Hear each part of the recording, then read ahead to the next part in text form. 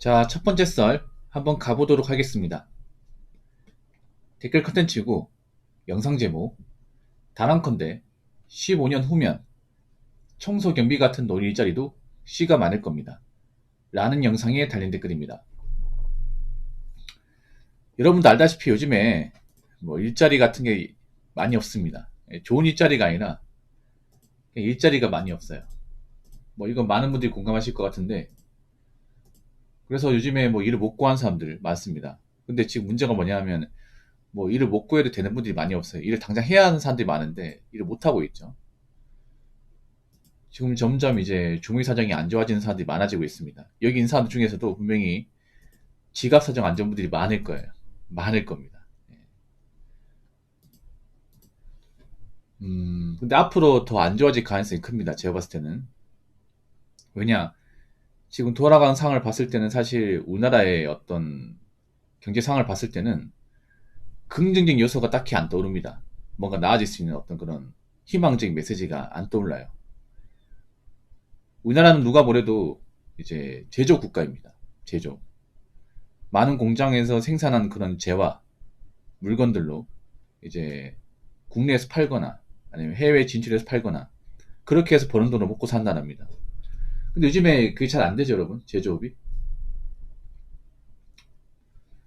그러다 보니까 공장이 잘 안 돌아오고 물량이 많이 뭐 생산이 안 되다 보니까 하청업체도 일이 없습니다. 네.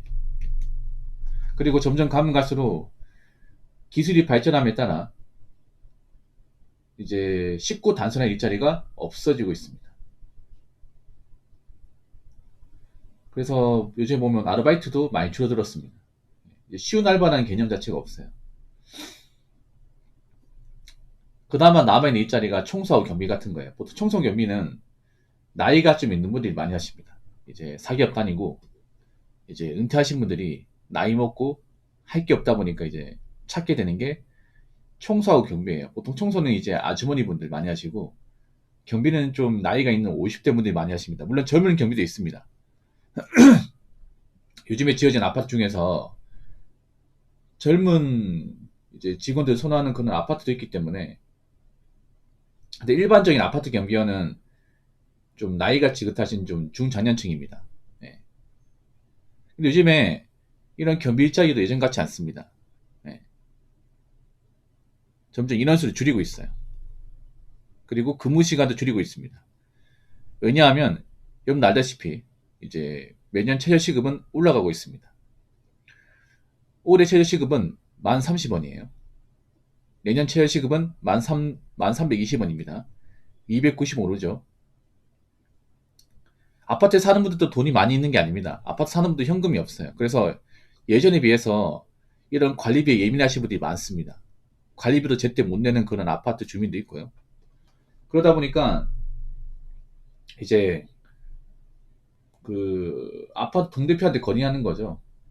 좀 인건비 좀 적게 나갈 수 없냐. 이런 건의하다 보면 어쩔 수 없이 저 경비 인력이나 총설력을 적게 쓴다거나 근무 시간을 적게 가져가는 식으로 할 수밖에 없어. 보통 청소 경비는 최저시급입니다. 최저시급. 법정 최저시급 받고 일을 합니다. 근데 이제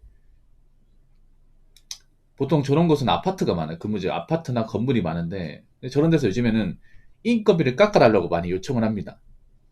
아니면 이제 근무 인원수 좀 줄여달라. 그럼 어떻게 되냐 하면 기존에 뭐 아파트 경비를 4명이서 일한다고 치면 내년 돼서는 3명이서 일하는 겁니다. 그리고 총선력도 한 5명 일한다고 치면 내년에는 4명이서 일하는 거죠. 그리고 근무 시간 같은 경우에도 뭐 하루에 7시간씩 하던 거를 뭐 내년 돼가지고 하루에 5시간, 아니 4시간 줄이는 겁니다. 그럼 어떻게 되냐면 당연히 일을 적게 하니까 돈을 적게 가져가는 거죠.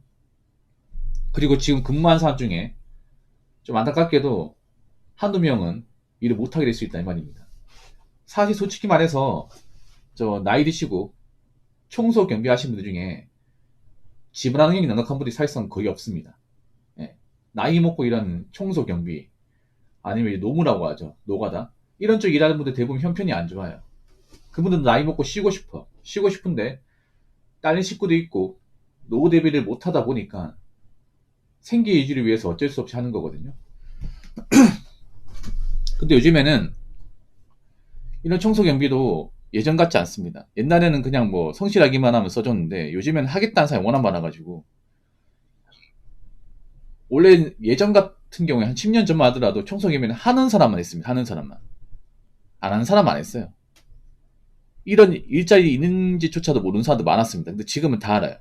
지금 유튜브나 이제 이런 SNS가 많이 발달되다 보니까 웬만한 일자리는 다 알려지지 않습니까?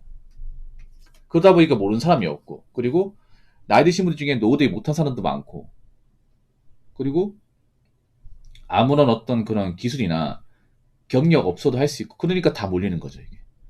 다 몰리는데 막상 할 수 있는 사람은 얼마 되지 않습니다. 그래서 아마 내년에는 일자리가 지금보다 더 쪼그라질 가능성이 크다고 저는 생각합니다. 자, 댓글 한번 읽어보도록 하겠습니다.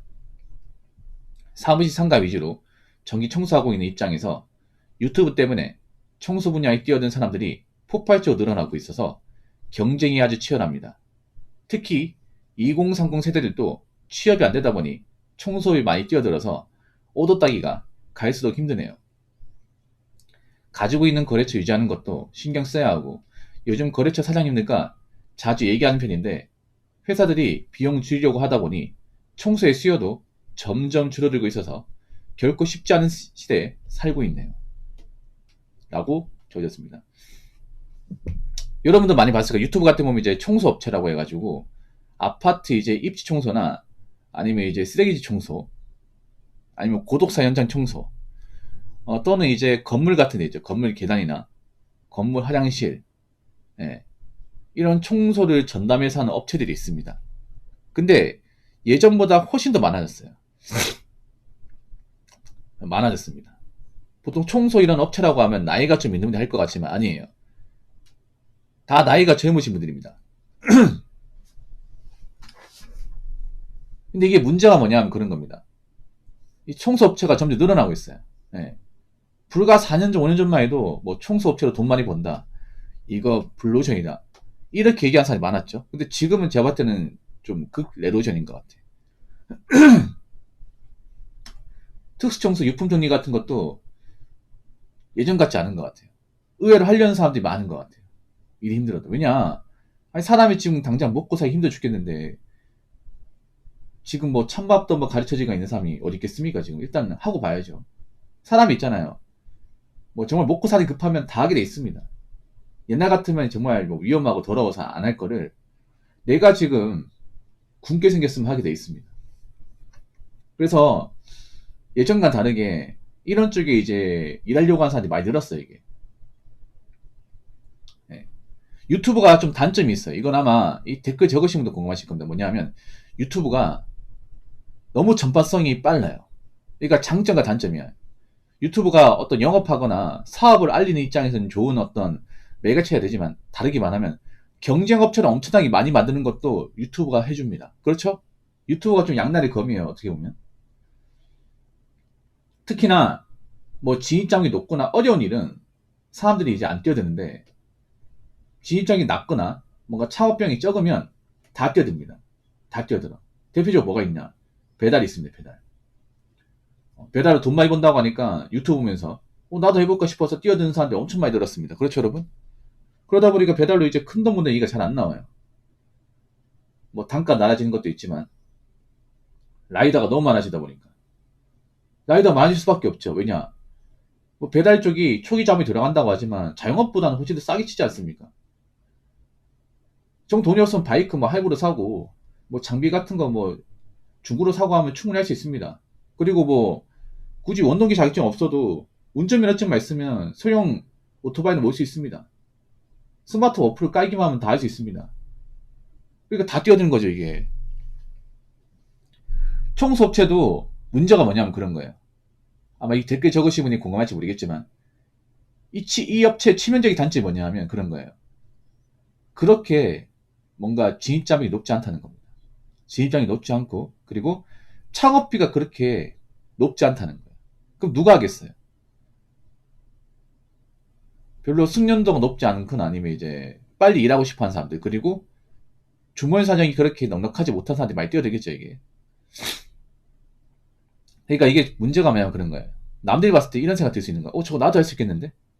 왜냐하면 유튜브 같은 거 보면 약간 청소업체 보면 있잖아요. 어떤 느낌이냐면 제가 봤을 때 그런 느낌이에요. 이거 내가 노력하면 할 수 있겠는데? 나 저거나 해볼까?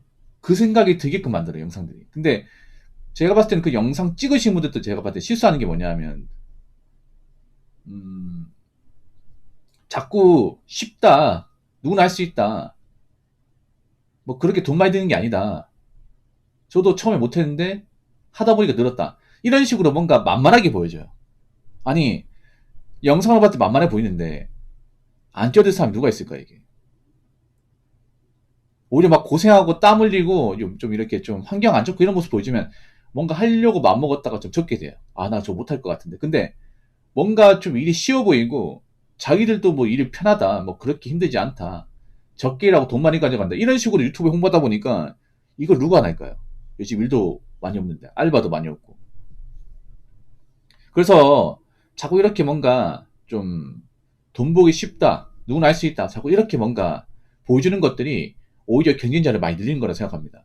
그래서 요즘에 이런 청소업체가 옛날에 비해서 좀 레드오션화가 되어가고 있는 것 같습니다.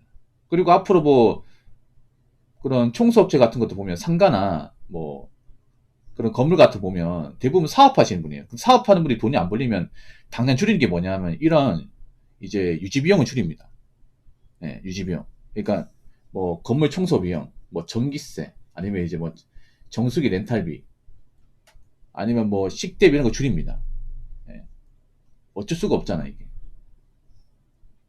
그러면 앞으로 이런 청소업체를 끼는 이제 어떤 거래처도 예전만큼 저는 늘어날 것 같다는 생각이 크게 안 듭니다 이게.